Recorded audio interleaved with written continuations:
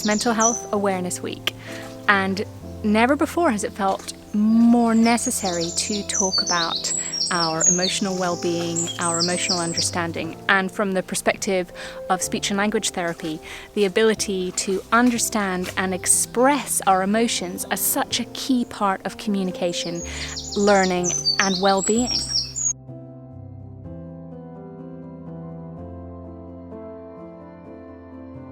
I think we all need encouragement to notice how we're feeling, and when it feels safe to do so, to name that as well.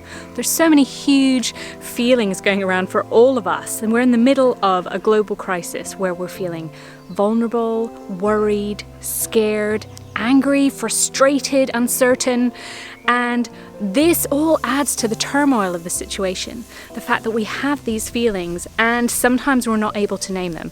And even if we're not naming them, our kids are picking up on these feelings.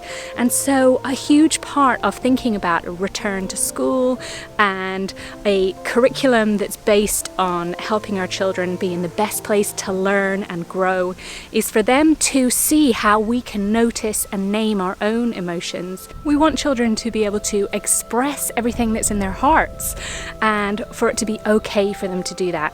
And so here's a few of the ways that I've been approaching that to work in the ability to express our emotions as part of our overall speech, language and communication goals. There's two aspects to this. There's the way that we respond in the moment when a child is upset, and there's also the things that we can do more proactively as part of a child's overall learning and the teaching that we provide them. So this has cropped up for me because I'm doing online speech therapy sessions, and for some of my children, even if we're only working on a specific speech sound target, sometimes there are such big emotions going on, disappointment about not being able to hug Granny or being confused about the whole situation, that we have to acknowledge and address the emotional aspect of well-being before we can really be able to focus on specific articulation goals. And there's a few ways that we can flip the script on this to make it okay for a child to express those emotions rather than feel that they mustn't express those because we need to crack on and do something else.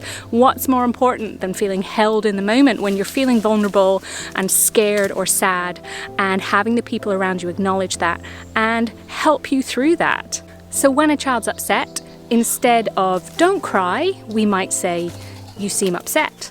Instead of "cheer up, give us a smile," you might say, "everyone feels like this sometimes."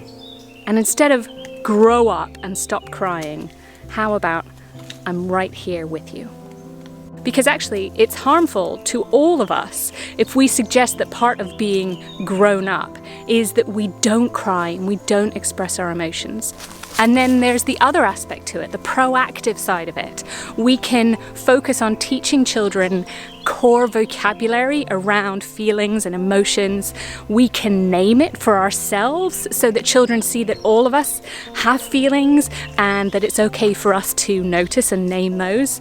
And also, for some of my children, I'm providing them with social stories that give them a concrete opportunity to revisit the things that feel upsetting for them and to think about how they can express that upset for themselves in a way that is almost one step removed from the pure raw emotion of the moment, to be able to revisit it later when you're feeling a bit calmer and look through a story that explains why you can't hug Granny at the moment. There's just a few ideas of how I'm helping children in my care with their emotional well-being, and to just be real that this is something that all humans experience, something that we all have work to do in terms of being able to own our emotions and make that part of our overall well-being and our communication with others around us. I hope that you're doing okay, and if you're not, that's okay too.